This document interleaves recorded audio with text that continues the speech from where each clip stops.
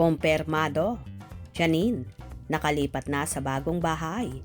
Jericho so happy and so proud sa nobya.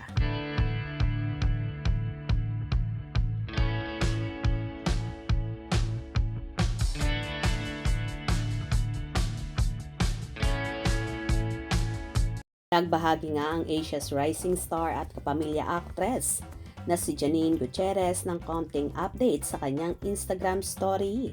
Ayon sa naging caption ng dalaga, "Unpacking, break, have to finish, setting up the house, before, filming starts, again in March."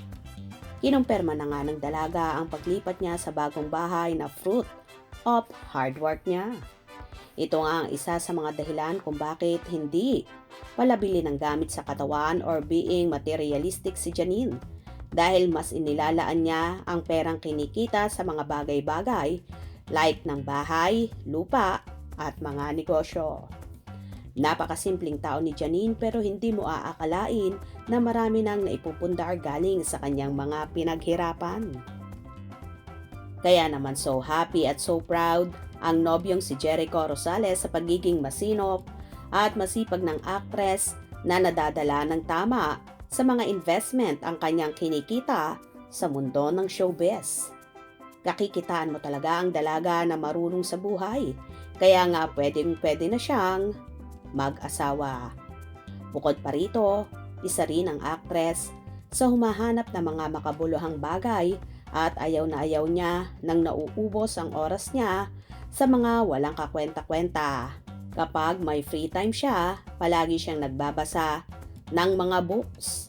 Kaya naman super smart niya. At bukod pa dito, ay nag-gym or nagte-tennis siya na isa nga sa kanyang mga hobbies. Anyway, posible namang to the rescue at nandyan si Echo na maglipat ang actress sa bagong bahay nito. Dahil hinding-hindi naman niya pababayaan na mapagod at maghirap ang babadyanin niya, lalo kapag lipatan blues na ito. For sure, mas magiging malimit na ang bonding together ni na Echo at Nini, lalo pat solo na nga ng dalaga ang bahay na ito. Kaya naman lalong so happy ang kanilang fandom na palaging makakapag-bonding ng todo ang Econin sa magiging bagong pugad ng mga ito. Well, nakakabilib naman talaga ang isang Janine Gutierrez na talaga namang nagpupursige sa buhay at pinipilit na magkaroon ng sariling bahay at mga negosyo. Congratulations Janine sa new house mo at sana more projects to come sa inyo ni Echo para maisakatuparan nyo pa ang mga pangarap nyo. Good luck to both of you. Kung nagustuhan nyo ang video na ito, comment down below.